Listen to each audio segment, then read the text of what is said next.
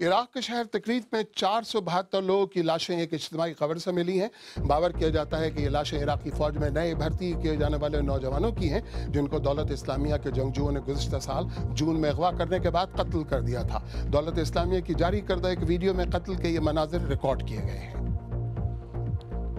America ने चीन को खबरदार किया है कि वो जुनूबी बहरे चीन के पानियों में मसनूई जज़ायर की तामीर बंद कर दे। अमरीकी वज़ीर दिफा एश्टन कार्टर ने कहा कि चीन का मुतनाज़ इलाके में अपनी हुदूद बढ़ाने का मंसूबा सिक्योरिटी के बारे में इलाकाई इत्तफाक़ राय से मुतसादिम है। शुमाली स्पेन के गार से मिलने वाली इंसानी बाक़ियात से 4,30,000 साल कबल होने वाले एक कातिलाना हमले के सबूत मिले हैं। एक खोपड़ी के मुआयने के बाद साइंसदान इस नतीजे पर पहुंचे कि इस पर मौजूद 2 फ्रैक्चर्स मुताद्दिद चोटों का नतीजा थे, जिनका मुमकिन मकसद इस फर्द को हलाक करना था।